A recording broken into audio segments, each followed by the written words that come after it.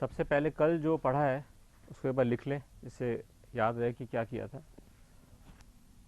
हमने कहा था x इज इक्वल टू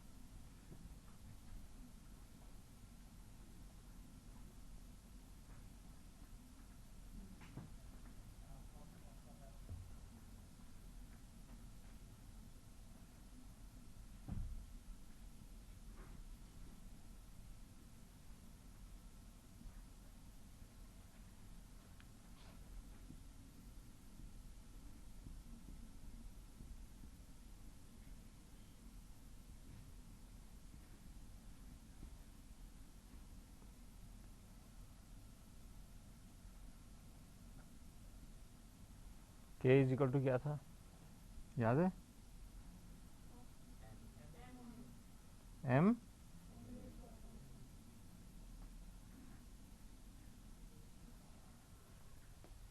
ये हम लोगों ने कल जितना भी एनालिसिस किया था उसका ये सारांश है। अब हमें ये देखना है कि कल हम लोग जब बात कर रहे थे तो हम लोगों ने एक ब्लॉक लिया था, यहाँ पर स्प्रिंग लगा हुआ था। अब मान लीजिए इधर भी एक स्प्रिंग लगा हो,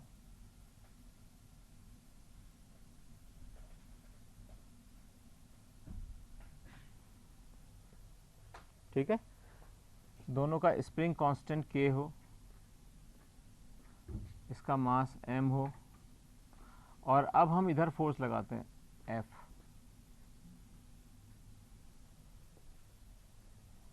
अगर हमने इधर फोर्स F लगाया तो क्या होगा, ये स्प्रिंग, ये वाला स्प्रिंग खींचेगा और ये ब्लॉक यहाँ आ जाएगा, ठीक है, और ये वाला स्प्रिंग दबेगा। अगर हम इसको इधर फोर्स लगा के इधर ले जाएंगे तो ये स्प्रिंग दब जाएगा और ये स्प्रिंग खींचेगा। तो अपना हुक का सिद्धांत क्या है कि हमेशा जिस दिशा में बल लगाया जाता है उसके विपरीत दिशा में प्रत्यानयन बल होता है, ठीक है। तो इसका मतलब अगर हम इधर फोर्स लगा रहे हैं तो इस स्प्रिंग में कहाँ फोर्स लगेगा, इस डायरेक्शन में,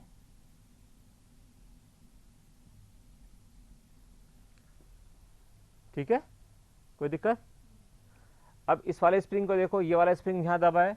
अगर इसको अलग बना के देखें हम तो इस स्प्रिंग ने क्या किया, ये छोटा सा हो गया, दब गया।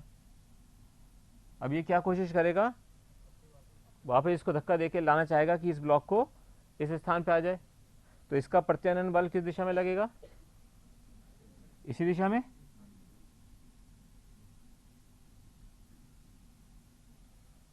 ये बात बहुत इंपॉर्टेंट है, इसको एक बार अच्छी तरह देख लो, इसमें हमने लिखा क्या है। हम क्या करना चाह रहे हैं कि हमने एक ब्लॉक को एक तरफ धक्का दिया, जबकि पुश तो हमने एक ही डायरेक्शन में किया, एक ही दिशा में किया, लेकिन जो प्रत्यानयन बल है दोनों वो एक ही दिशा में लगे हैं, फोर्स के विपरीत दिशा में। ऐसा क्यों हुआ होगा, सिद्धांत बताओ कि क्या, ये तो बात है, अपने को पता है कि फिजिकली ये इसको वापस यहीं पर लेके आना चाहता है ना, प्रारंभिक स्थिति में लेके आना चाहता है, लेकिन दोनों बल इस दिशा में लगे हैं। इसका क्या अर्थ है फिजिकली, आप क्या सोचते हो सिद्धांत के रूप में, फिजिक्स के सिद्धांत के रूप में आप क्या सोच सकते हो? हाँ, क्या बोले बेटा, को बोला था बच्चा, ठीक बोलने की कोशिश की थी, बोलो। गलती नहीं थी उसमें, ठीक था, ऐसा कोई मतलब उसमें वो नहीं था कि बहुत गलत हो। हाँ बोलो बेटा।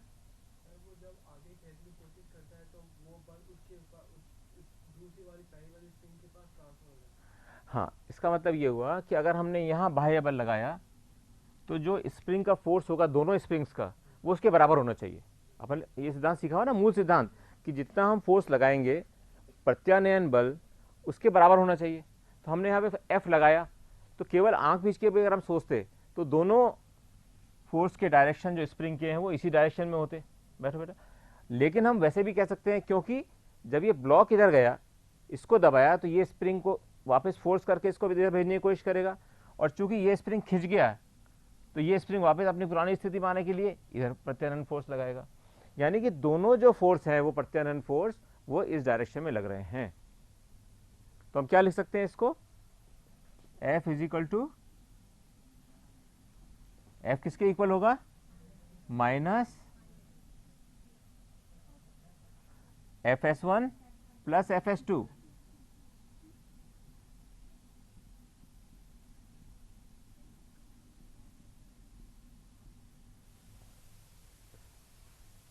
होगा या नहीं होगा?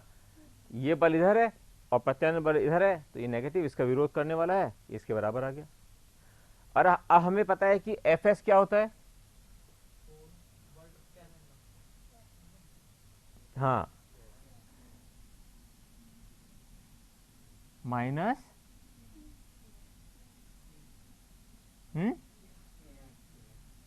तो अब हमने यहाँ मान लीजिए ये x दूरी पे सरका था,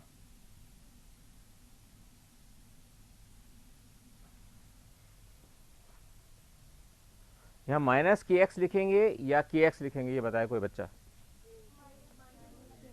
माइनस के एक्स।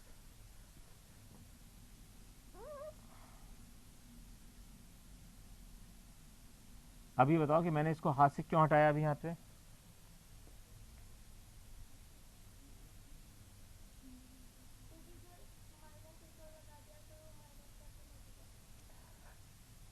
अगर हम इसको हम ये लिखते हैं कि ये पूरा माइनस है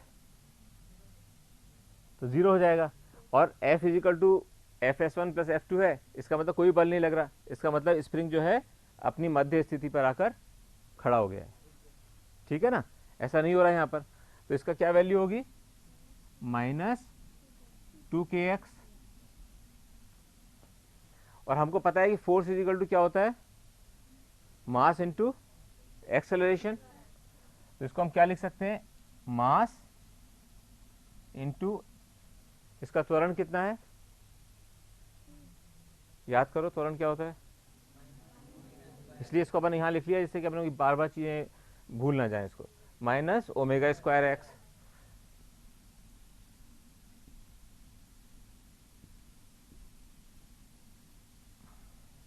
ठीक है, तो ये क्या हो गया, क्या से क्या कट गया, x से x कट गया, माइनस से माइनस कट गया, तो क्या बचा, 2k is equal to, so omega क्या हुआ,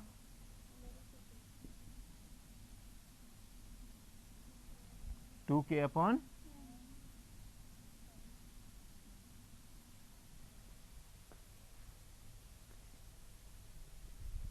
ठीक है। इसका मतलब ये हुआ कि अगर हम क्या सिद्धांत सीखना चाह रहे हैं इसके अंदर, कि कोई भी स्प्रिंग का या दोलन का प्रश्न आए तो हमें पहले उसके अंदर स्प्रिंग फोर्स कितना है वो निकाल लेना चाहिए, और उस स्प्रिंग फोर्स को जो बाह्य बल लग रहा है उसके बराबर कर देना चाहिए। क्या सिद्धांत सीखे, इसको लिख लो क्योंकि ये हमेशा काम आएगा। ये वाले बेटा, हाँ कोई बात नहीं, बिल्कुल दोबारा बताते हैं।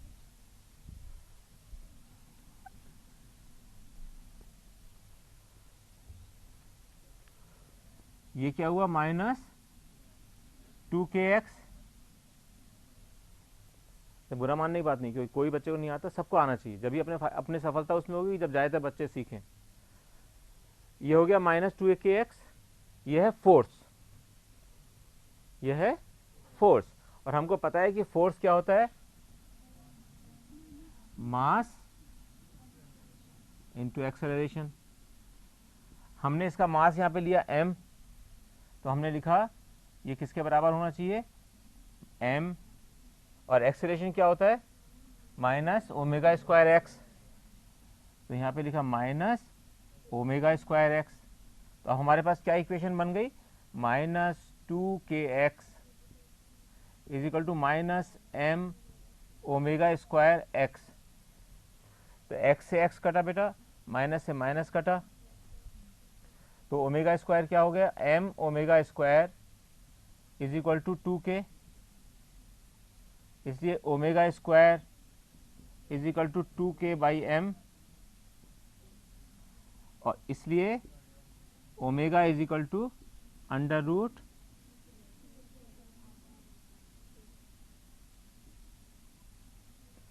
ठीक है, अब समझ में आ गया? Okay good. कुछ और बोलो, किसी बच्चे को कुछ और प्रॉब्लम? हाँ सिद्धांत, अब सिद्धांत दिखाना, उसमें सिद्धांत उसमें चला गया।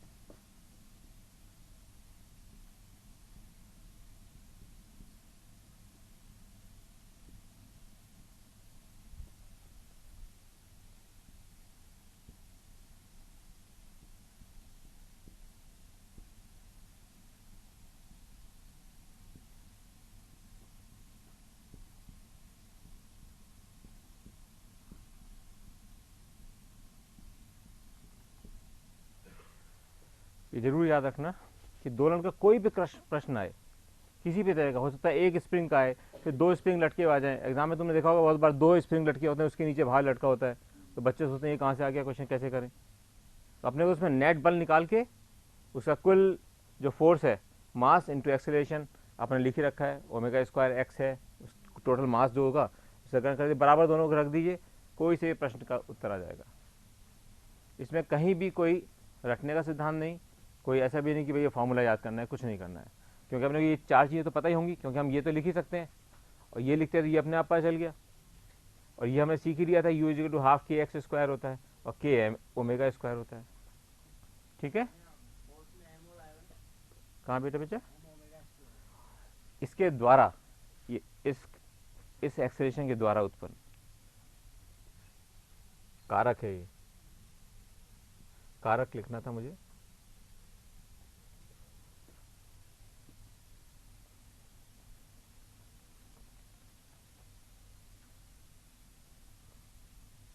ठीक है, अब अपन एक देखते हैं कि ये स्प्रिंग तो हॉरिजॉन्टल स्प्रिंग था, अब हम देखें वर्टिकल स्प्रिंग लटका होगा तो उस पर क्या होगा। अब ये सिद्धांत लगाना है आपको, ये आप बताओगे इस प्रश्न का उत्तर। बहुत बार एग्जाम में आया है, कम से कम पिछले 10 साल में 8 या 9 बार।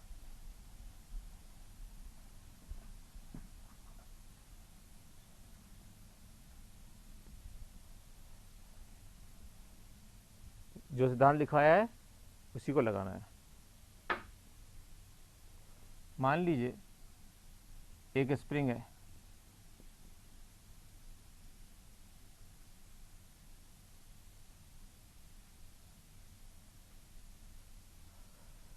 केवल स्प्रिंग लटका हुआ है तो कुछ भी नहीं होगा, स्प्रिंग है उसका जो भार है उसके हिसाब से वो लटका हुआ है।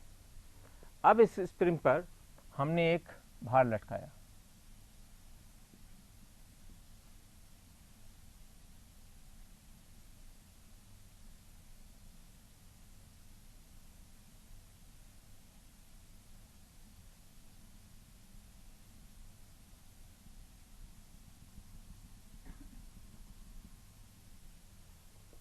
हमने इसके ऊपर भार लटका दिया। भार लटकाने से स्प्रिंग नीचे जाएगा,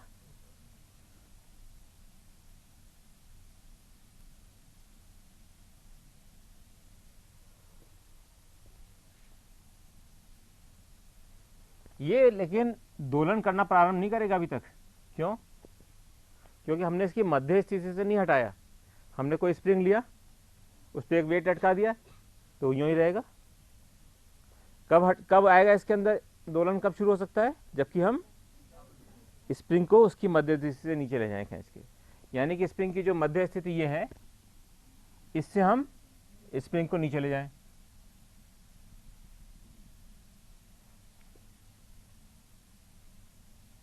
आप देखिए कितने सरलता से आप खुद इसको सॉल्व कर लेंगे अभी क्वेश्चन।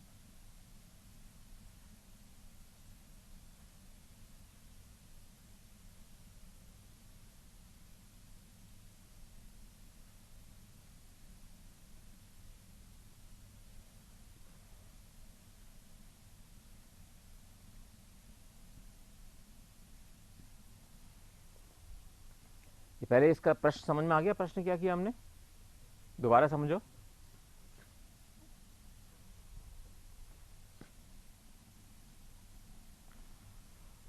ये एक स्प्रिंग है, इस पर कोई भी भार नहीं लटकाया हुआ, तो इसका मतलब इसके अंदर कोई विस्थापन नहीं होगा, कुछ नहीं होगा। जो होना है वो स्प्रिंग के भार से होगा। स्प्रिंग का भार हम नगण्य मान के चलते हैं अपनी किताबों में। अब हमने इस पर एक भार लटकाया, भार लटका दिया तो भार पहुंचेगा यहाँ पे, स्प्रिंग वहां पे रुक जाएगा उस भार के कारण। अब हम इसमें चाहते हैं दोलन। दोलन कब होगा? अब ये इसकी मध्य स्थिति आ गई, ये इसकी क्या स्थिति आ गई?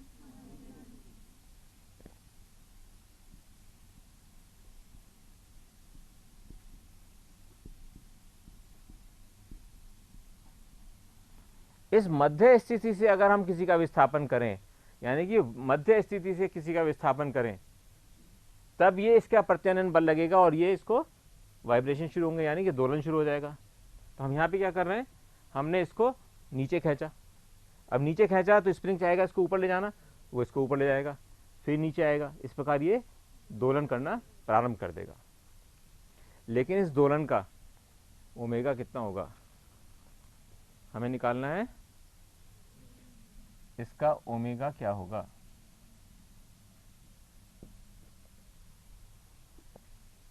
करने की कोशिश करो।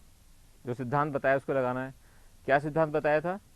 पहले हम सिस्टम पर लगने वाले नेट फोर्स को, जो कि हमने मध्य स्थिति से सरकाया है, उसको निकाल लेंगे और उसको एक्सेलरेशन जो होता है दोलन का उसके बराबर इनटू मास से कर देंगे।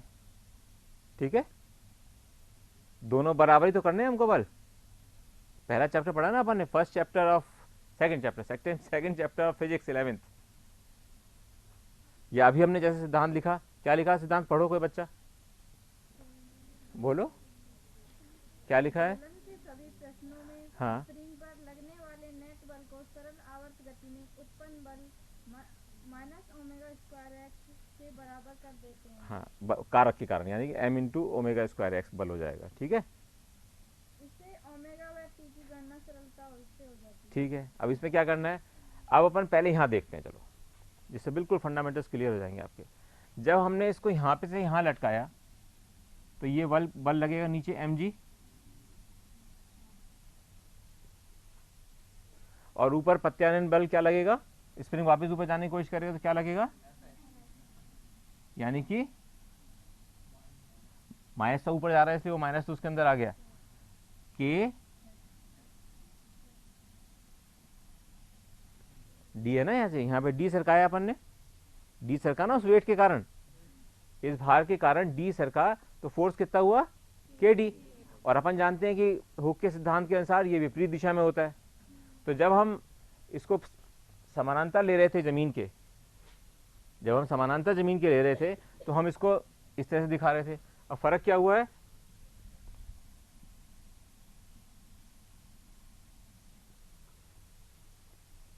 तो ये नेगेटिव डायरेक्शन में है इसके, जैसे कि वहां नेगेटिव डायरेक्शन में था, फोर्स इधर लग रहा था और प्रत्यानयन बल इधर लग रहा था। तो यहाँ पे फोर्स कहाँ लग रहा है, नीचे लग रहा है, और प्रत्यानयन बल ऊपर लग रहा है। तो इसके अंदर क्या इक्वेशन लिख सकते हैं प्रथम चैप्टर के हिसाब से, m g is equal to k d. Minus तो बेटा इससे लिख रहे हैं क्योंकि उल्टे डायरेक्शन में दिखा दिया ना अपन ने इसको, इसलिए अगर हम इसको एक ही डायरेक्शन में दिखाते तब माइनस लिखते, क्योंकि इसकी विपरीत दिशा है। माइनस साइन जो है फोर्स के अंदर, कल भी आपको मैंने बताया था कि क्योंकि ये वेक्टर होता है, ये इसका माप होता है और ये इसकी दिशा होता है, ठीक है।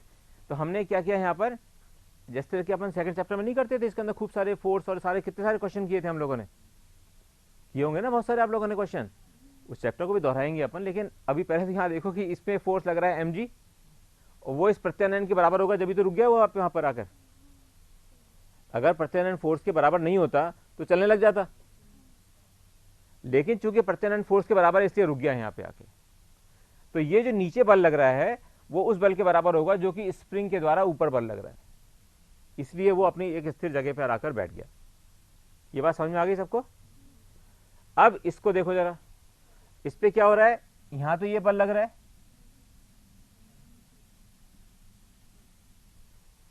अब क्या हो रहा है और बताइए।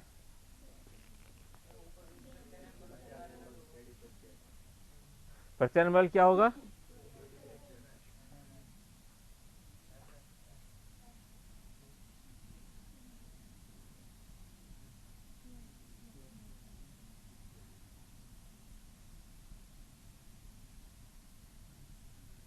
अब चूंकि स्प्रिंग कितना खिंच गया नीचे, डी प्लस एक्स।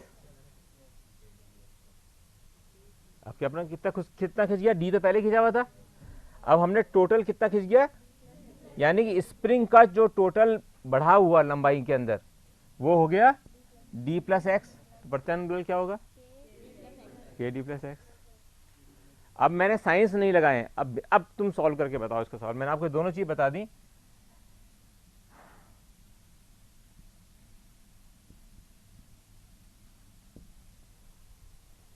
अब ये बिना साइंस के है, अब आप इसको करके दिखाओ।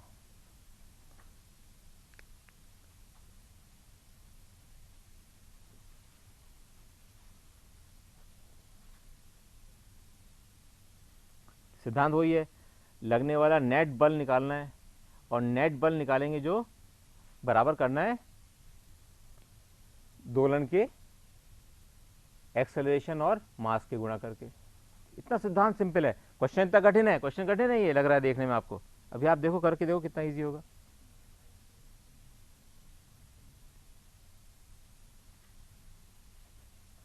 ओमेगा की वैल्यू निकाल के दिखानी है, और 2 मिनट लगने चाहिए ज़्यादा से ज़्यादा। आपकी क्या है बेटा, और बताओ किसी बच्चे ने कुछ किया, ओके, और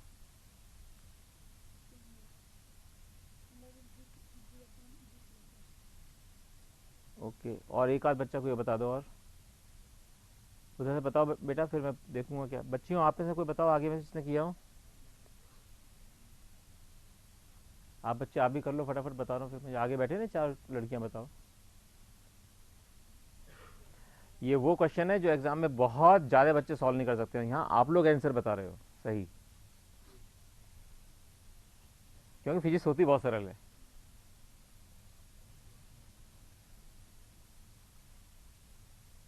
अपन अब सिद्धांत को लगाते हैं जो अपन ने सीखा है। चलो अपन इस वाले चित्र को देखो, इस वाले चित्र में प्रत्यानयन बल ये है और नीचे बल ये जा रहा है, तो नेट बल कितना होगा,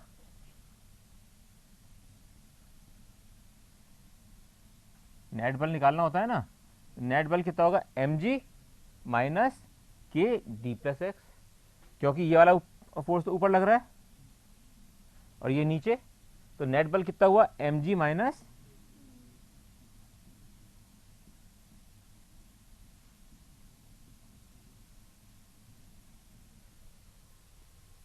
ठीक है, किसी को कोई दिक्कत तो नहीं?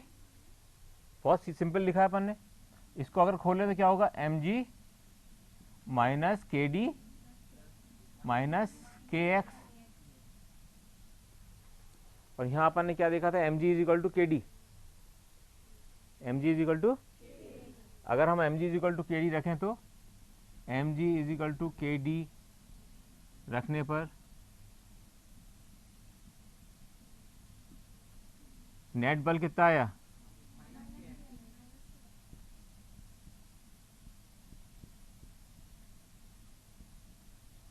ठीक है। परंतु हम जानते हैं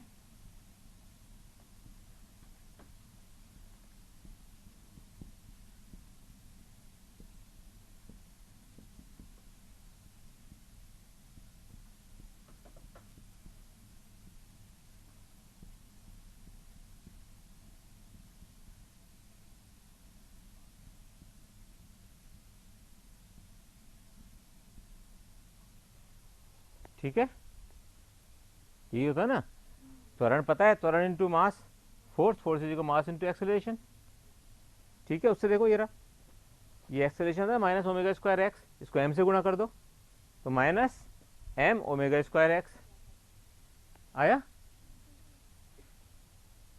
दोनों को बराबर कर दो। ये आपने निकाला नेट बल ये, और अपन ने कहा था कि दोलन का एक्सेलरेशन इन दोनों को बराबर करना है, नेट बल जो कि दोलन के कारण हो रहा है और नेट बल जो कि प्रत्यानयन के कारण हो रहा है, दोनों को बराबर ही करना है ना, इसलिए minus k x is equal to minus,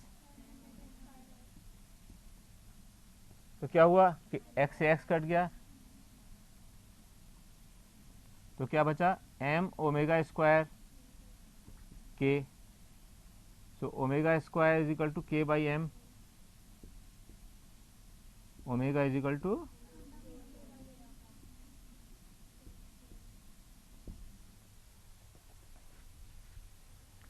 अभी इतना कठिन सा दिखने वाला सवाल इतना सरल था, अगर वो सिद्धांत अपन को लगाते तो क्या लगाना था, किसी भी सिस्टम में नेट बल निकाल लीजिए और दोलन के कारण जो पैदा होने वाला बल है, मैं यहाँ बल लिख ही देता हूँ इससे कि आपको ये बार बार याद रहेगा।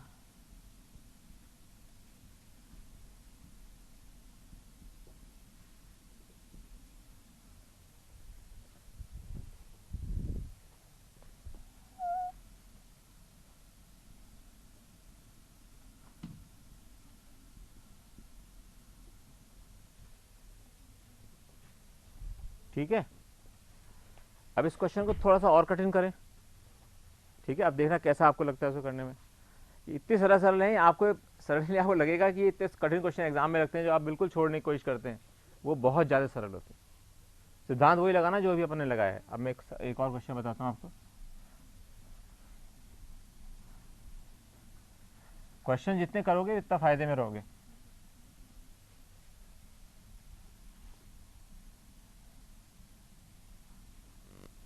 क्योंकि अपने को कंपटीशन के लिए तैयारी करनी है, सेलेक्ट होना है।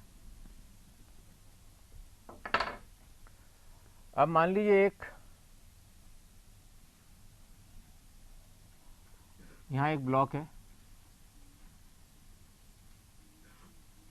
जिसका भार m है, इस पर 2 स्प्रिंग लगे हुए हैं,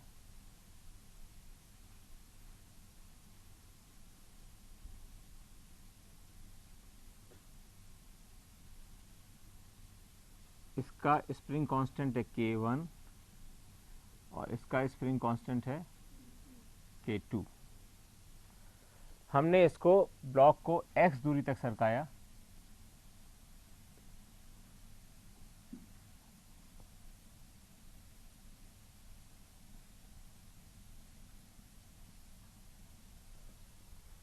x दूरी तक सरकाया, इसका मतलब दोनों स्प्रिंग खिंच गए, और खिंच गए इसका मतलब ये अब दोलन करना प्रारंभ कर देंगे। इस दोलन का ओमेगा क्या होगा, सिद्धांत वही लगाना है, सिद्धांत में परिवर्तन नहीं है। मैं ये बताना चाहता हूं बार बार आपको कि केवल सिद्धांत लगाओ, क्वेश्चन का आंसर अपने आप निकल आएगा। आपकी सहायता करने के लिए कुछ चीजें लिख देता हूं यहां पर। मान लीजिए ये फोर्स F था, तो इसके कारण यहाँ एक कॉमन मान लेते हैं कि F P लगा। ये आपको मैंने हिंट भी दे दिया इसके अंदर। अब इस प्रश्न को करके दिखाइए।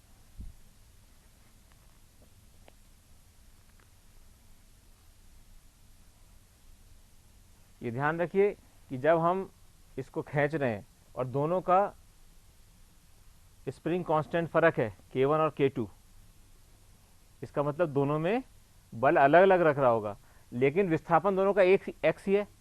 विस्थापन तो फर्क हो नहीं सकता, क्योंकि हम ब्लॉक को ले जा रहे हैं। ऐसा तो है नहीं कि ब्लॉक का आधा टुकड़ा तोड़ के इसको दे दिया और आधा ऊपर दे दिया, ब्लॉक तो पूरा ले लिया।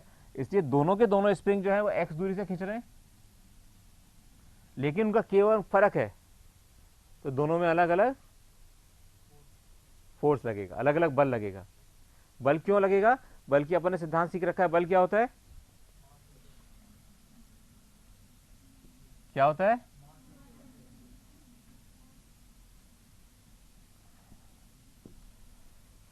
यानी कि इस वाले फोर्स के विपरीत बल लगते हैं। अब मैंने आपको बहुत सारे हिंट दे दिए हैं, अब करो इसको। और इसके क्वेश्चन को करने के लिए मैक्सिमम 1 मिनट लगना चाहिए। अगर 1 नहीं लगा तो चलो 2 मान लो। यस बेटा बताओ। Very good. अब बताओ, और दूसरे से पूछते हैं क्या आता है। ऐसे बच्चे होंगे ना तो बहुत मजा आएगा पढ़ाने में।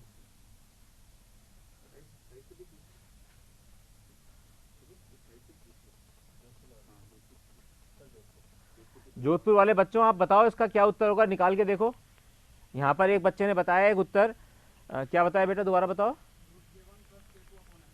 √K1, इन्होंने ये बताया है W ओमेगा इजिकल टू क्या, रूट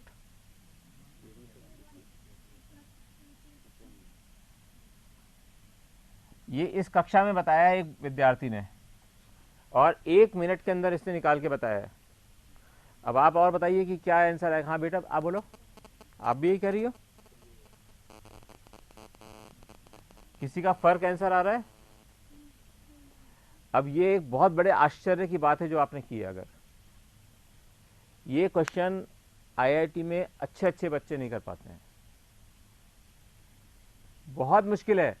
और ये कितना सरलता से आप लोग सोच रहे हैं, इसके सोचने की कोशिश की ना आप लोगों ने, और करने की कोशिश करो, 2 मिनट और लगाओ।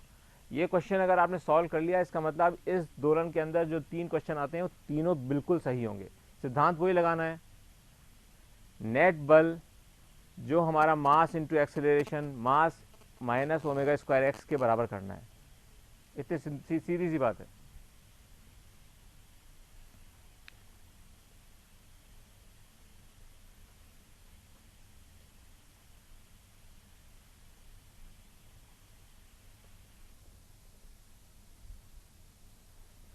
बच्चे अच्छे हैं ये अपने।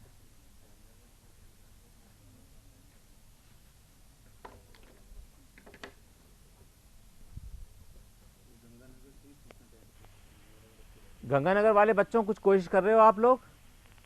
गंगानगर, हाँ नहीं मैं आप लोग ट्राई कर रहे हैं इस क्वेश्चन को? अभी अगर आप केवल हंस के टाइम निकाल दोगे एक दूसरे के साथ तो भविष्य में बहुत बड़ा नुकसान होगा। कोशिश करो इस क्वेश्चन को करने की। यहाँ पे 3 4 5 बच्चों ने करा है, वैसे तो मैं करके दिखाऊंगा आपको, लेकिन अगर आप खुद करोगे तो आपको सिद्धांत अगर अप्लाई करना अगर आ गया तो बहुत अच्छा होगा कि उस सिद्धांत को कैसे अप्लाई किया, कि क्यों हो गया ऐसा। आया ना? आया बच्चों? Very good, very very good. क्योंकि ये बहुत कठिन क्वेश्चन होता है फिजिक्स का।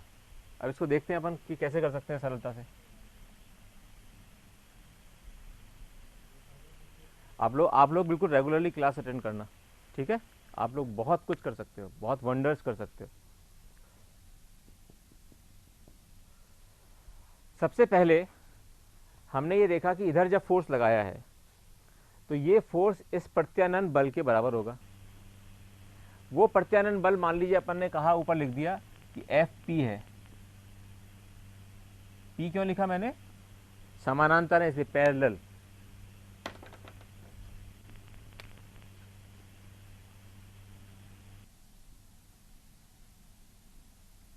एफ पी लगा, एफ पी जो बल लगा वो इन दोनों में जो बल लग रहा है उसके बराबर होना चाहिए। एफ पी किसके बराबर होना चाहिए? जो इन दोनों में बल लग रहा है। जैसे हमने इधर लगाया फोर्स, तो इसके अंदर जो दोनों में बल लग रहा है उन दोनों में जो बल प्रत्यानयन बल पैदा हुआ उन दोनों के बराबर बल होना चाहिए वो। तो अगर हम निकालें पहले वाले स्प्रिंग का प्रत्यानयन बल क्या होगा? बोलो जल्दी बोलो, एक जना कोई। एफ एस वन को क्या लिख सकते हैं?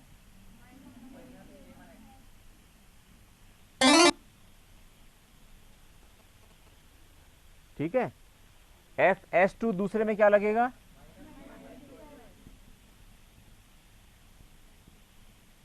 इसलिए एफ पी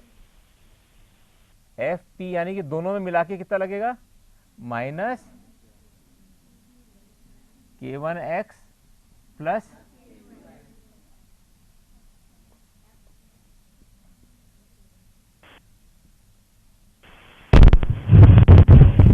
हेलो तो सर, बात करेंगे। इनको समझ में नहीं आया सर ये टॉपिक। पूरा ही टॉपिक में समझ में आया या कोई पर्टिकुलर उसका टॉपिक का हिस्सा? बोलो बेटा, क्या चीज समझ में नहीं आई आप बताओ। ये वाला सर एक बार फिर से समझिए सर टॉपिक। क्या बेटे, बहुत जोर से बोलो।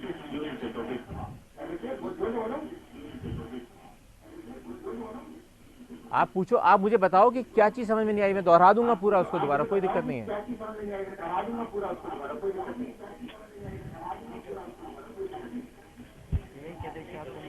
ये वाला सर एक बार फिर से, ये बिल्कुल समझ में नहीं आया। ये वाला जो आप बता रहे हैं हम, इससे पहले इसका मतलब एक अच्छा चलो सिंगल स्प्रिंग का देखो पहले यहां पर।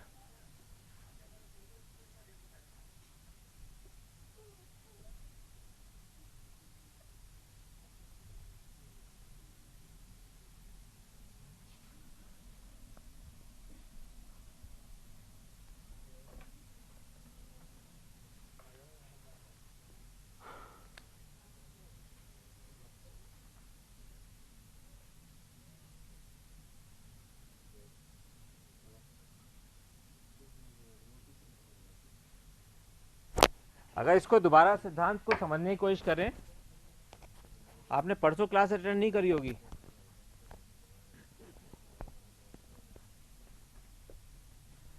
अगर इस ब्लॉक को एक ही स्प्रिंग लगा हुआ है जिसका कि स्प्रिंग कांस्टेंट K है और हमने इसको यहां तक ले गए,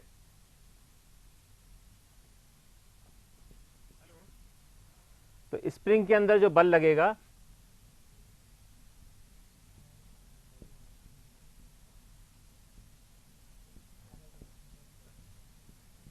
जो स्प्रिंग में बल होता है उसको कहते हैं प्रत्यानयन बल।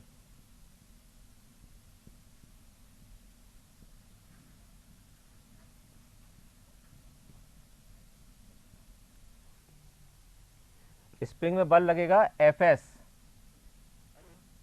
और हम लोगों ने सीखा था कि कोई भी बल होता है अगर हुक के सिद्धांत को लगाएंगे तो जो डिस्प्लेसमेंट है उसको वापस उसमें लाना चाहेगा, यानी कि ये स्प्रिंग कोशिश करेगा कि ये जो ब्लॉक यहां तक खींच दिया हमने इसको वापस इस दिशा में ले जाए। हाँ बोलो बेटा, चित्तौड़गढ़ से क्या कहना चाहते हो? पहले ये तो समझा दूं, अदरवाइज ये भी रह जाएगा वो भी अधूरा रह जाएगा। हेलो सर, ये हाँ बोलो। ये जो पहले आपने जो सीधा स्प्रिंग को सीधा लगाया हाँ तब है ना mg बराबर kd किया था और उसमें प्रत्यानयन बल होते हुए भी माइनस नहीं लगाया। हाँ यस, अच्छा क्वेश्चन है, मैं बताता हूँ इसका रीजन। यहाँ और पर सर इस बार आपने माइनस हाँ लगाया। यस यस यस, अभी पता जाएगा आपको। अगर आपने पहला चैप्टर किया होता, सेकंड चैप्टर, तो आपको पता चलता था जब यहाँ पे हम बल लगा रहे हैं, जब इस जगह हम बल लगा रहे हैं तो इसका प्रत्यानयन बल इस डायरेक्शन में है। जब फोर्स हमने इधर लगाया तो प्रत्यानयन बल इधर लगा। माइनस साइन ये दिखाता है कि ये इसके विपरीत दिशा में बल लग रहा है, ठीक है। और जब हमने वर्टिकल स्प्रिंग दिखाया था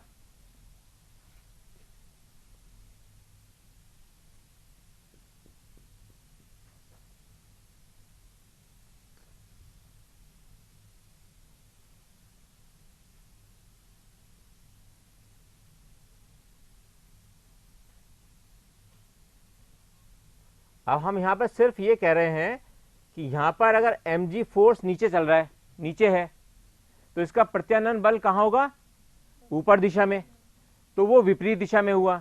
यहाँ चूंकि हॉरिजॉन्टल है, क्योंकि हम इसके वर्टिकल फोर्सेस को बराबर नहीं कर पा रहे हैं, क्योंकि हॉरिजॉन्टल फोर्स है, इसलिए हम इसको यहाँ पर केवल नेगेटिव लिखेंगे, क्योंकि नेगेटिव है, इस फोर्स का नेगेटिव है, इस फोर्स के विपरीत दिशा में काम कर रहा है। यहाँ पे Fs इस दिशा में काम कर रहा है और यहां पर भी Fs इस दिशा में काम कर रहा है,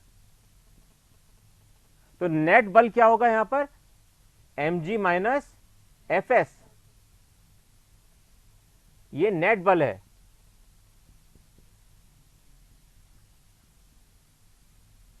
इसलिए यहां पर माइनस और पॉजिटिव का सवाल नहीं है, नेगेटिव कुल कितना फोर्स लग रहा है। अपन ने जब कितने भी सवाल किए थे दूसरे तीसरे चैप्टर में, आपको याद होगा, जब बल निकालते थे, घर्षण का वाला बल निकालते थे, और जब बहुत सारे पुली के क्वेश्चन करते थे, जब पुली के क्वेश्चन करते थे, आपको याद होगा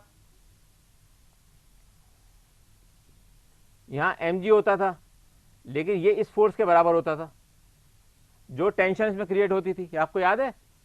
हम इसको T इजिकल टू mg करते थे। क्यों करते थे? क्योंकि नेट बल है आपका mg माइनस टी, क्योंकि नेट बल है mg माइनस टी, इसलिए mg इजिकल टू टी। अगर mg इजिकल टू टी नहीं होगा तो वो दोलन करना शुरू कर देगा इमीडिएटली। अगर हम स्थिर अवस्था में रखना चाहते हैं किसी चीज को, तो जो नीचे बल लग रहा है जो कि mg है, और जो ऊपर बल लग रहा है, यहां पर t था, यहां पर Fs है, ये दोनों बराबर होने चाहिए। अगर ये बराबर नहीं होंगे, जो कि हम उसको खींच के नीचे कर रहे हैं, तब वो दोलन शुरू होगा उसके अंदर। समझे बेटा? इसलिए वर्टिकल वाले के अंदर चूंकि ग्रेविटेशनल फोर्स एक्स्ट्रा आ रहा है, यहां पर ग्रेविटेशनल फोर्स आ रहा है, और यहां पे ग्रेविटेशनल फोर्स का केवल हम एक्सेलरेशन के अंदर उपयोग कर रहे हैं। अब बताओ,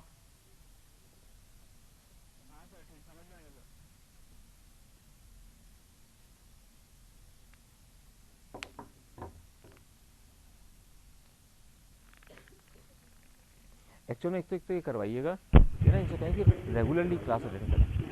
मतलब क्या होता है, जो पहली क्लास में पढ़ा है ना, अब उसको वो सारा दोबारा तो पूरी क्लास तो रिवाइज कैसे कर। हेलो। हाँ बताओ बेटा।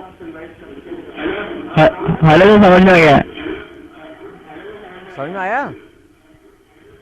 अपन सिर्फ हाँ ये सर। कर रहे हैं कि अगर कोई वस्तु स्थिर जब रह सकती है जबकि ऊपर लगने वाला बल और नीचे लगने वाला बल बराबर हो, और जैसे ही अगर ये मूवमेंट हो जाएगा, आपको याद है लिफ्ट के क्वेश्चन आपने किए होंगे कि एक लिफ्ट चल रही है, हाँ सर। लिफ्ट नीचे पहुंचेगी, इसका मतलब हुआ कि लिफ्ट में गति हो रही है। इसलिए हम एक काल्पनिक फोर्स भी इसमें सोचते थे, ये काल्पनिक फोर्स इस डायरेक्शन में लग रहा है। याद है आपको काल्पनिक फोर्स की गणना कैसे करते थे? हाँ। नहीं तो जब लिफ्ट के अंदर हम जा रहे हैं नीचे, तो हम तो ऊपर उछल जाने चाहिए, लेकिन हम उसी के अंदर रहते हैं। वो भी मैं चैप्टर पढ़ाऊंगा, आपको रिवाइज करूंगा, तो पहले सारा वो हो जाएगा। अभी तो मैंने 11th के लास्ट चैप्टर से इसलिए लिया था, मैं सोच रहा था कि पहले चैप्टर तो कर ही लिए होंगे, इस सब 12th तक तो शुरू हो, उनको भी सबको रिवाइज करा दूंगा मैं। इस चैप्टर को करने के बाद आपको दोबारा 11th के फर्स्ट से शुरू कर सकता हूं, अगर आप सब लोग चाहेंगे तो, ठीक है ना। लेकिन मैं चाह रहा था कि आप दोलन कर लें, दोलन के बाद तरंग कर लें, और तरंग के बाद तरंग की प्रकाशीय गति कर लें। इतना अगर कर लेंगे तो 3 चैप्टर एक से हैं, बिल्कुल एक साथ पूरे हो जाएंगे। ठीक है, तो समझ में आ गया।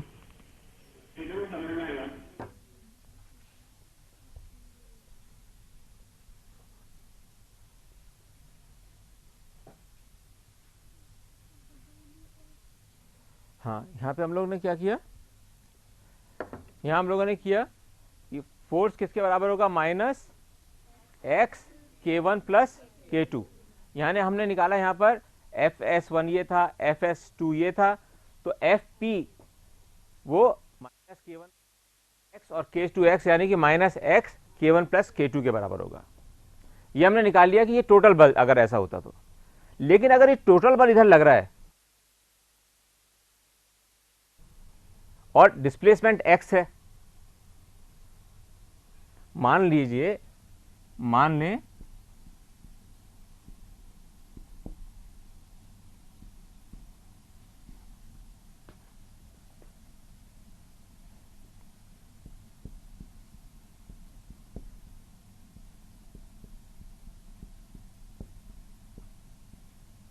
कोई दूसरा पेन है क्या अपने पास?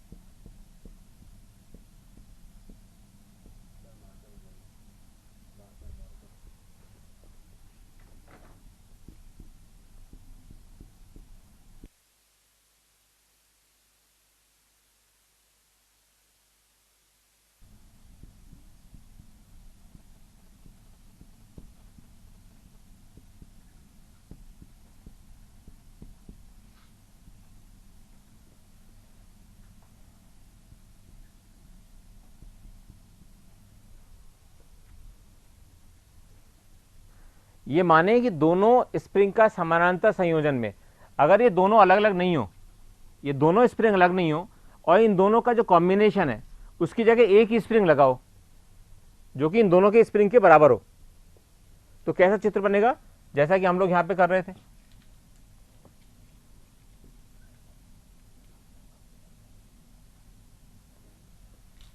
ठीक है, अगर इसके अंदर ये केपी हो, ये एफ हो, इसकी इस संयोजन के बराबर की स्थिति हम यहां पर ले आए, तो हम कह रहे हैं कि मान लें कि दोनों स्प्रिंगों का समानांतर संयोजन में स्प्रिंग स्थिरांक केपी है। अगर ये केपी है तो फोर्स कितना होगा, अगर ये फोर्स कितना होगा, केपी इंटू एक्स, होगा नहीं होगा। अगर मान लीजिए हम ये कहें कि इन दोनों की जगह एक ऐसा स्प्रिंग लगा हुआ है जो कि दोनों के समानांतर संयोजन के बराबर है, इसको किस चीज से समझ सकते हो, आप लोगों ने जब पढ़ा होगा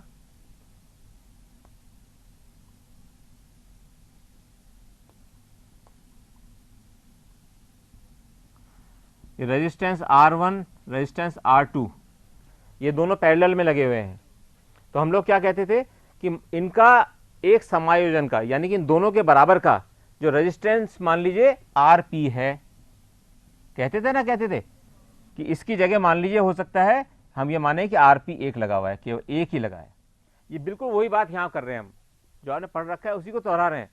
तो यहां दोनों स्प्रिंग, इनको आप जो रेजिस्टेंस है उनको मान लो कि ये स्प्रिंग के रूप में लगे हुए हैं, ये स्प्रिंग यहां से जुड़े हुए हैं, तो हम ये कह रहे हैं कि दोनों के बराबर अगर एक स्प्रिंग लगा हो तो उसमें क्या होगा, उस स्प्रिंग का मान लीजिए स्प्रिंग स्थिरांक केपी मान लो आप, क्योंकि पैरेलल में लगे हुए हैं वो केपी है और वो एक्स दूरी से सरक रहा है, तो बल कितना हो जाएगा, f p is equal to minus k p into x, और यही बल अपन ने यहां निकाला है, यही बल हम लोगों ने यहां निकाला है। ठीक है, अगर हम एक को बराबर दो करें तो क्या होगा, एफ पी दोनों बराबर हैं, तो ये क्या हो जाएगा, minus x k one plus k two is equal to minus k P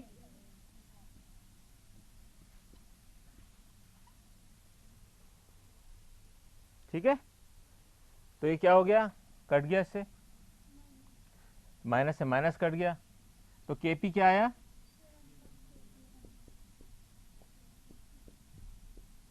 ये। अब अगर हम इलेक्ट्रिसिटी वाला चैप्टर याद रखें तो क्या हुआ था, कैपेसिटेंस पढ़ा है ना आप लोगों ने, C1 प्लस C2 अगर दोनों पैरेलल में लगे हुए हैं तो उनका इक्विवेलेंट होता है C1 प्लस C2, और अगर मान लीजिए दोनों सीरीज में लगे होते हैं तो 1/C1 प्लस 1/C2 होता है। सिद्धांत सब जगह सेम है। रेजिस्टेंस में देखें, रेजिस्टेंस में क्या है, एक यहाँ R1 है और R2 है, तो इक्विवेलेंट क्या होगा, 1/R1 plus 1/R2 is equal to 1/RP। ये हम कहते हैं ना 1/RP is equal to 1/R1 plus R2, और अगर ये सीरीज में लगा होता है तो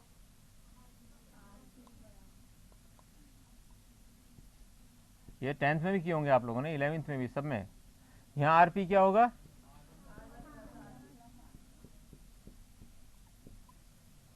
और ये बिल्कुल विपरीत होता है कैपेसिटेंस के।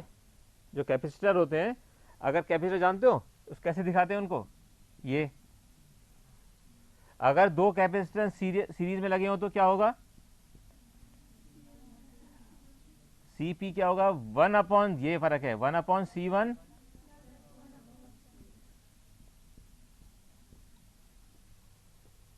ठीक है। सिद्धांत बिल्कुल सेम है, सिद्धांत वही लग रहे हैं हर जगह, चाहे आप कैपेसिटेंस पढ़ो, चाहे आप रेजिस्टेंस पढ़ो, और चाहे यहां पर आकर प्रत्यानयन बल की बात करो। तो हमारा ये निकल गया, ये चीज क्या भी याद रखना है कि जब भी दो स्प्रिंग, ये लिख लो इसको,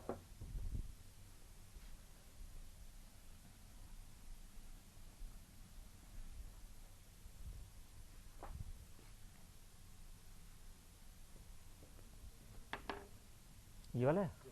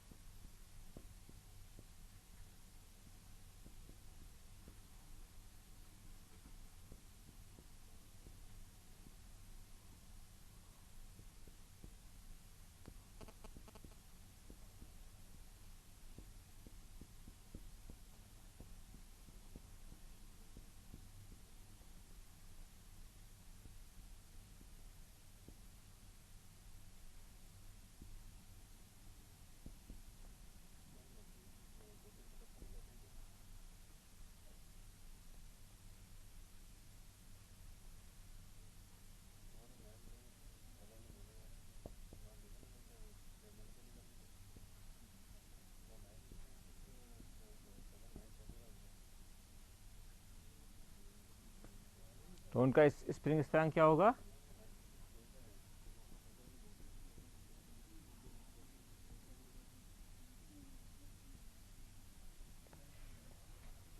ठीक है। अब इसका विपरीत क्या होगा अगर दोनों मान लीजिए सीरीज में लगे हों? अगर दोनों सीरीज में लगे हों तो सोच सकते हो कैसा चित्र बनेगा उसका?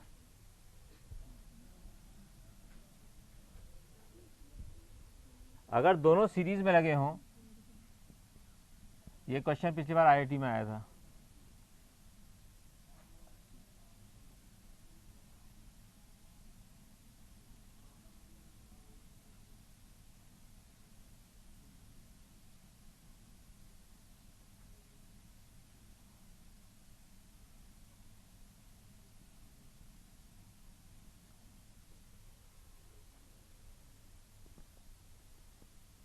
तो यहां पर इक्विवेलेंट स्थिरांक क्या होगा? 1 k s series is equal to 1 K1 plus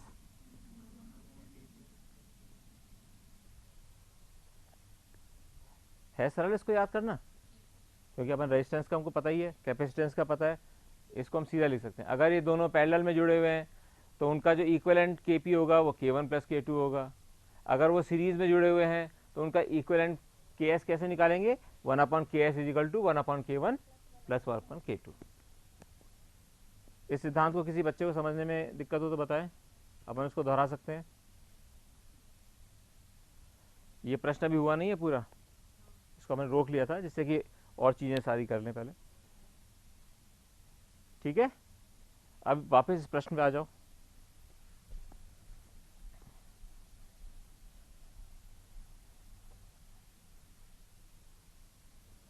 अब इस प्रश्न का आगा आप लोगों ने इतनी जल्दी जल्दी किया था बच्चों ने, कौन सा बच्चा बताएगा कि इसके आगे स्टेप कैसे किया था उसने?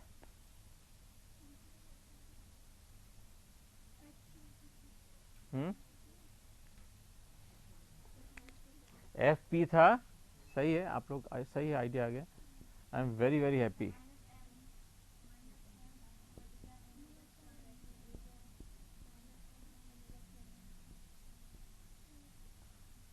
ठीक है, तो एक्स से एक्स कट गया, माइनस से माइनस कट गया, तो क्या बचा? M omega square is equal to k p, और के पी क्या है?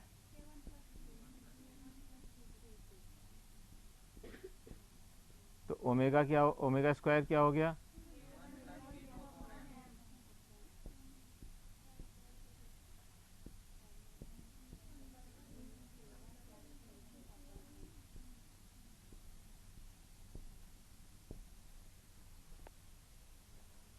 इस प्रकार आप कोई भी संयोजन होगा उसको निकाल सकते हो। उसके अंदर आपने बल लगा लिया, बल निकाला, बल को अपने minus omega square x acceleration into mass, बस इतना ही करना है।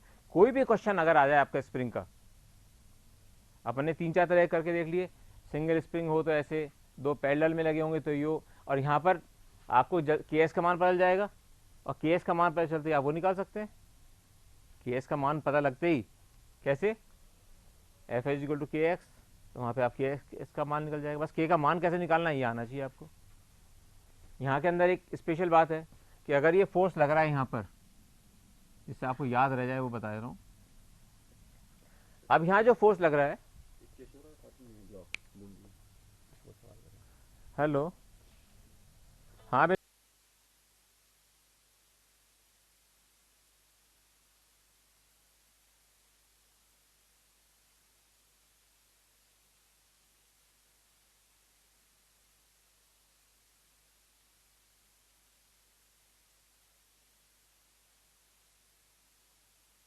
हाँ बिल्कुल सही समझे आप, कि जो आपने रेजिस्टेंस के लिए पढ़ा था वो बिल्कुल इसके विपरीत होता है ये, और रेजिस्टेंस के बिल्कुल विपरीत कैपेसिटेंस होता है। इसलिए जो कैपेसिटेंस का सिद्धांत होता है वही अपना स्प्रिंग के सिद्धांत में लगता है। ठीक है, हाँ बोलो, हाँ पूछो बेटा।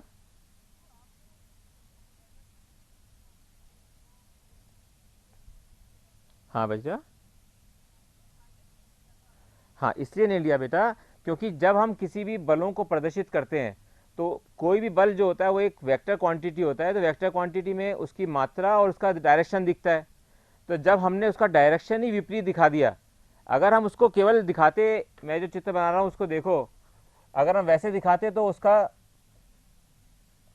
अभी आपको समझ में आ जाएगा।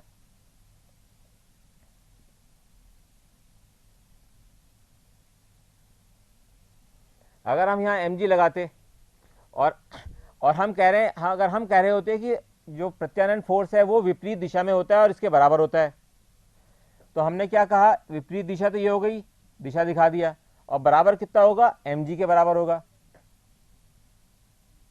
ठीक है, तो आपका प्रत्यानयन बल क्या हुआ, Fs इज इक्वल टू ये mg के बराबर हो गया। अब चूंकि ये विपरीत दिशा में लग रहा है यहां पर ऊपर, और अगर आप केवल mg को नहीं करो, केवल यहां पे प्रत्यानयन बल निकालो, केवल प्रत्यानयन अगर हम लिखेंगे, अगर केवल प्रत्यानयन लिखना है यहां पर और इसको mg को कंसीडर नहीं करना है कि हमने ब्लॉक को यहां पर लिया है खींच के, mg को क्या हुआ है हमें पता नहीं, तो Fs आपका इस डायरेक्शन में लग रहा है, और ये डायरेक्शन हमने हमेशा जब भी फिजिक्स करते हैं तो नीचे वाला डायरेक्शन जो जहां पे ग्रेविटी का होता है उसको पॉजिटिव मानते हैं, और ऊपर होता है वो नेगेटिव मानते हैं। ये फिजिक्स का बेसिक सिद्धांत है कि जब भी हम कोई भी क्वेश्चन करते हैं जिसके अंदर की ग्रेविटेशनल फोर्स होता है, तो जिस डायरेक्शन में ग्रेविटेशनल फोर्स होता है उसको हम लोगों ने पॉजिटिव माना है अपने पूरे कोर्स के अंदर। ठीक है ना, 11th का, 10th का, 12th का, जो पूरे तीनों सालों में सिद्धांत ये रहेगा कि जिस डायरेक्शन में जी है वो पॉजिटिव होता है, इसलिए जब जी के जो विपरीत डायरेक्शन में फोर्स लग रहा है वो नेगेटिव होगा, और चूंकि हमने इसको नेगेटिव ही दिखा दिया है इसलिए ये इसकी वैल्यू हम Fs इक्वल टू mg लिखते हैं। इससे लगाते हैं क्योंकि हम इसका जो नीचे वाला ग्रेविटेशनल फोर्स है यहाँ का, इसका जो ग्रेविटेशनल फोर्स है वो इस फोर्स के विपरीत फोर्स लगने वाला फोर्स नहीं है, वो तो जीरो है। आपका जो वर्टिकल फोर्स जो लग रहा है वो तो यहां जीरो है।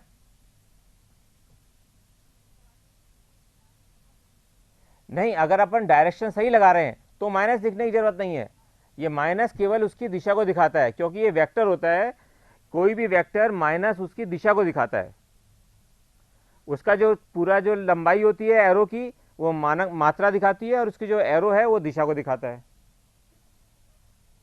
ठीक है बेटा, ओके। ये केशव राव पाटन के बच्चे ने जो क्वेश्चन पूछा था वो ये था कि वर्टिकल फोर्स जब लग रहा है, जबकि स्प्रिंग वर्टिकल है, तो उसके अंदर हमने mg को लिया, इतना इंपॉर्टेंस दी, लेकिन जब हम हॉरिजॉन्टल में बात कर रहे थे तो mg के बराबर फिर क्यों नहीं लिया, प्रत्यानयन बल ऊपर क्यों नहीं लगा। यहाँ जो ऊपर प्रत्यानयन बल लग रहा है वो तो ऊपर है, तो उसके अंदर ऐसा तो है नहीं वो स्प्रिंग को ऊपर खींच के ले जा रहा है। जो भार रखा हुआ है यहाँ पे, कोई भी भार रखा होगा, अगर स्प्रिंग को खींच रहा होगा और ये भार रखा होगा और ये किसी टेबल पे रखा हुआ है, तो इसका बल तो इसके नीचे बराबर आ जाएगा। यहाँ जो mg है, फिजिक्स का सिद्धांत क्या कहता है कि अगर ये mg है तो इसको इक्विवेलेंट बल यहाँ होगा, जब भी तो यहाँ स्थिर रुका हुआ है। अगर कोई भी वस्तु किसी भी जगह क्यों रखी रहती है, कोई भी वस्तु जब जब रहती है जबकि उसके ऊपर नीचे बल और ऊपर बराबर हो, ये अपन स्प्रिंग में करके देखा था। जब पहली बार स्प्रिंग के अंदर अपन ने केवल लटकाया उसको भार को और स्प्रिंग थोड़ी दूरी पे जाके रुक गया, इसका मतलब क्या हुआ था, उस समय जो नीचे भार लग रहा था वो ऊपर जो प्रत्यानयन बल था उसके बराबर था, जब तो वहां रुका था। और जब हमने उसके बाद उसको और खींचा, तब उसको हमने उसकी मध्य स्थिति से दूर ले गए खींच के, तब उसने दोलन करना प्रारंभ कर दिया। जब उसने दोलन करना प्रारंभ कर दिया तब उसको प्रत्यानयन बल की सामना करना पड़ेगा। कि प्रत्यानयन बल उसको बार बार ऊपर ले जाएगा, जो उसका भार है वो उसको नीचे ला रहा है। यहाँ पर ऐसा नहीं हो सकता, वर्टिकल और हॉरिजॉन्टल में यही फर्क है, इसका भार और ये तो इसको यहाँ पे स्थिर रखे हुए हैं, ये यहाँ पर, यहाँ प्रत्यानयन बल का कोई मतलब ही नहीं है, प्रत्यानयन बल यहाँ 0 है, ठीक है ना। कि वो कब होता है प्रत्यानयन बल यहाँ पर कुछ, जबकि हमने वर्टिकल स्प्रिंग लिया था।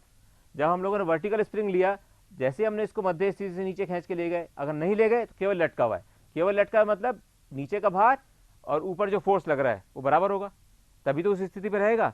जैसे ही थोड़ा भी अंतर हो गया दूसरे में, अगर मान लो इसका वैल्यू बराबर नहीं है, mg ज़्यादा है, अगर mg ज़्यादा है fs से, तो क्या होगा, नीचे चला जाएगा और खिंचता चला जाएगा जब तक कि वो उसकी इलास्टिसिटी को पूरा ख़त्म ना कर दे, फिर दोबारा स्प्रिंग ही नहीं बन पाएगा, वो केवल तार में कन्वर्ट हो जाएगा। और अगर हम कहते हैं कि यहाँ पर fs ज़्यादा है mg से, तो क्या होगा, तो ऊपर ले जाएगा, पूरे भार को ठक से ऊपर ले जाएगा। इसका मतलब भार इतना कम है कि जो इसके स्थिरांक से मुकाबला नहीं कर पा रहा, लेकिन हमने कहा कि वो इसी जगह रुका हुआ है, और चूंकि इसी जगह रुका हुआ है, इसका मतलब इसका जो भार है और जो प्रत्यानयन बल लग रहा है स्प्रिंग में, दोनों बराबर है। ठीक है, अपने को समझ में आई बात या नहीं? ये सिंपल चीज है, इसको अगर आप पहला चैप्टर, दूसरा चैप्टर, तीसरा, चौथे तक, ग्रेविटेशनल फोर्स तक यही सिद्धांत सिखाया जाता है। और वैसे भी अपने को पता होना चाहिए कि कोई भी वस्तु, अब ये वस्तु ये नीचे क्यों नहीं गिर रहा, पेन नीचे क्यों नहीं जा रहा, ये पेन यूं चला जाना चाहिए, तो नीचे मेरे हाथ को धक्का देके क्यों नहीं जा पा रहा, क्योंकि मेरा जो बल है वो ऊपर की तरफ है, और इसके भार से जो बल है वो इतना कम है कि इसको मेरे को पुश नहीं कर सकता। लेकिन इसकी जगह अगर मैं 500 किलो का वो वेट रख दूं तो मेरा हाथ तक से नीचे चला जाएगा। जब वेट लिफ्टर नहीं उठाते हैं, जब वेट लिफ्टर उठाने की कोशिश करते हैं, आप देखो कोई उठाते गए बलशाली हुए, जब ऊपर उठा के ले जाते हैं वहां तक फटाक से गिर जाते हैं नीचे।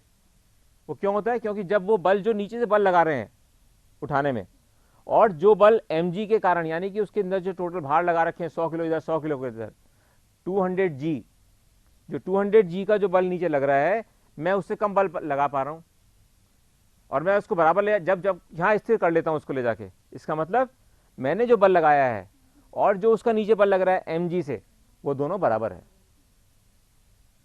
और जैसे ही मैं उसको छोड़ देता हूं उस समय क्या होता है, जो मेरे नीचे वाला बल तो हो गया 0, तो उसके बाद केवल mg बल रह गया, तो धड़ाक से वो नीचे आके गिरता है पूरा। करते हैं, छोड़ देते हैं। जब यूं रखा हुआ था, पहले रखा हुआ था, उसको छोड़ा, ढक से नीचे गिरा वो, तो क्यों गिर गया, क्योंकि मैं जो नीचे से भार लगा, अपना बल लगा रहा था, वो तो हमने 0 कर दिया, तब उसके ऊपर क्या बल रह गया, केवल mg, तो वो पूरा एकदम नीचे आके गिर जाएगा। केवल यही सिद्धांत यहाँ पे लग रहा है, कुछ फर्क नहीं है। अगर आप इस प्रैक्टिकल एग्जाम्पल को याद रखोगे तो कभी नहीं भूलोगे इस चीज को।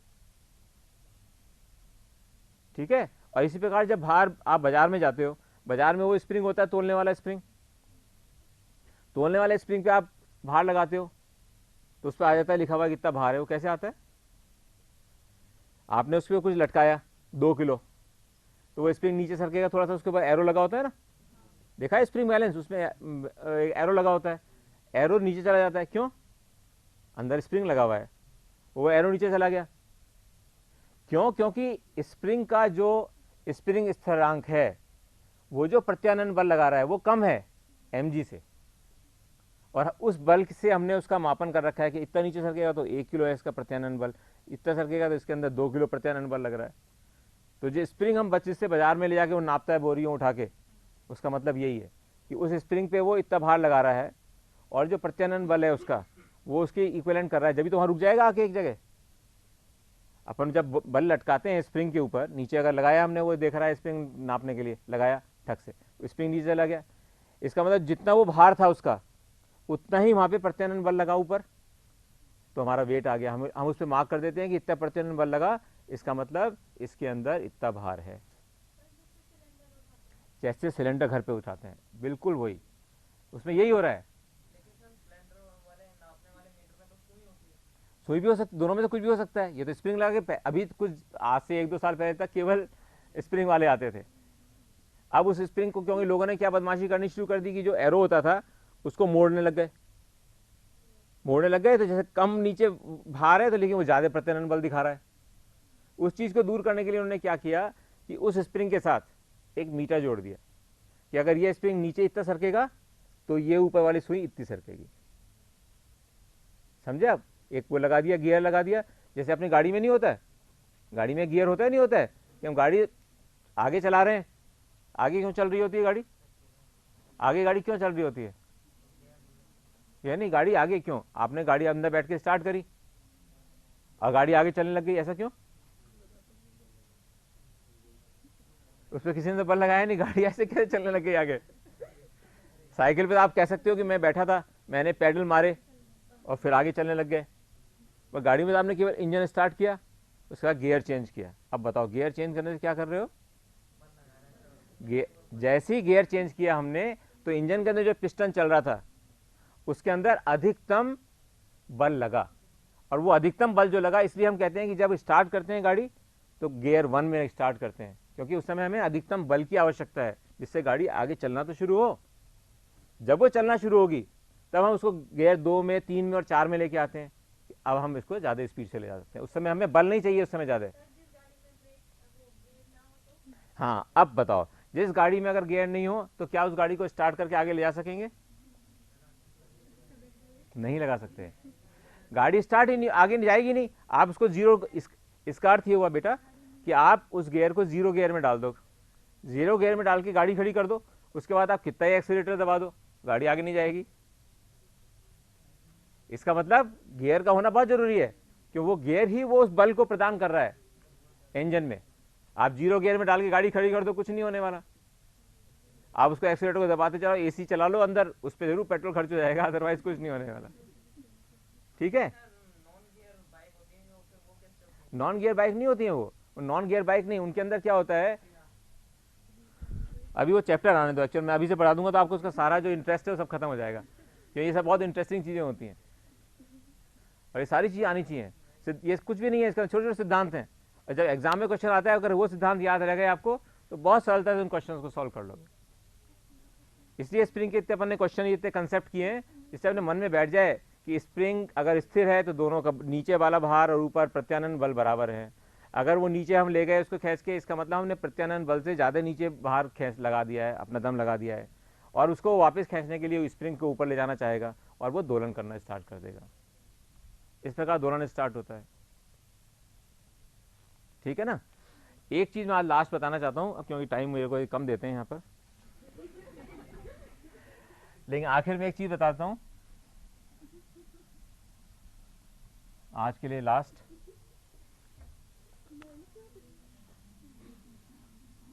आप जब बोर हो जाया करो तो मुझे बता दिया करो कि आप बोर हो गए, अब खत्म।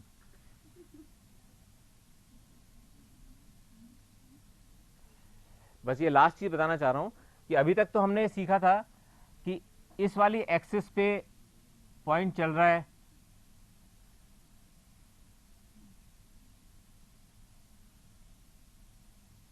और फिर ये वापस जाता है दोलन करने में और यहां पहुंच जाता है। लेकिन ऐसा का ऐसा हम ऊपर भी कर सकते हैं, वर्टिकल भी कर सकते हैं, जो कि हम वर्टिकल स्प्रिंग में कर रहे हैं। अब वर्टिकल स्प्रिंग में कर रहे हैं ना, इसका मतलब ये हुआ कि ये बिंदु यहां से स्टार्ट हुआ, यहां आएगा, यहां आया, यहां आया मध्य स्थिति पे, फिर इधर इधर इधर, और उसके बाद वापस जर्नी करके यहां पहुंच जाएगा। ठीक है, ये स्प्रिंग में हम जो कर रहे थे, अभी हमने स्प्रिंग का जो एक्सपेरिमेंट किया वो ये तो कर रहे थे, हम स्प्रिंग को नीचे ले गए, मध्य स्थिति से जो मैक्सिमम अधिकतम उसके आयाम पे ले गए, वहां छोड़ दिया, उसके बाद यहाँ अधिकतम ले जाके छोड़ दिया, या ऊपर अधिकतम ले जाके छोड़ दिया, छोड़ा, उसके बाद वो नीचे आया, ये नीचे गया, और ये। इसका मतलब ये हुआ कि हम सेम सिद्धांत को चाहे तो हॉरिजॉन्टल उसमें लगा सकते हैं और चाहे वो वर्टिकल हो उसमें लगा सकते हैं। ये वाली बात इसलिए बताइए, आप याद रखना जरूरी है, क्योंकि जब हम तरंग करेंगे तो तरंग में तो जो पार्टिकल होता है पानी में जो पड़ा होता है वो ऊपर नीचे वाइब्रेट कर रहा है ना, ऊपर नीचे दोलन कर रहा है वो उसी जगह पर। तो ये सिद्धांत उस समय काम आएगा अपने, कि हम जैसे इसको हम हॉरिजॉन्टल लगा सकते हैं दोलन की स्थिति इसमें को इस वाले उदाहरण में, वैसे ही वर्टिकल स्प्रिंग का जो उदाहरण था ये वाला, इसके अंदर मध्य स्थिति से नीचे ले जाकर दोलन के लिए छोड़ते हैं, तो ऊपर नीचे होता है, यानी कि इसके अंदर हम पहला पॉइंट यहाँ ले लेंगे, ये हमारे ऊपर है, ये ले लेंगे। तो इसका मतलब हुआ ये यहाँ से चला, अगर इस जगह से स्टार्ट हुआ था तो यहाँ पर सर्किल पे पॉइंट कहाँ चलता जाएगा, यहाँ, ठीक है। और अगर यहाँ से लिया तो क्या होगा, अगर पॉइंट को हमने यहाँ से स्टार्ट किया मोशन इस जगह से, आप बताओ जरा सर्किल पे क्या होगा, किधर चलेगा सर्किल पे, सर्किल भी इधर जाएगा, क्योंकि अपने SHM कहाँ हो रहा है, यहाँ होना चाहिए हॉरिजेंटल पे और यहाँ होना चाहिए वर्टिकल पे। फिर यहाँ गया ये वर्टिकल पे हुआ, फिर यहाँ गया ये वर्टिकल पे हुआ, यहाँ हुआ ये वर्टिकल पे हुआ, ये इस जगह हुआ, ये यहाँ आ गया, यहाँ आया इस जगह। तो ये लाल वाले बिंदु जो हैं ये वर्टिकल दोलन कर रहे हैं इस समय, समझ में आया।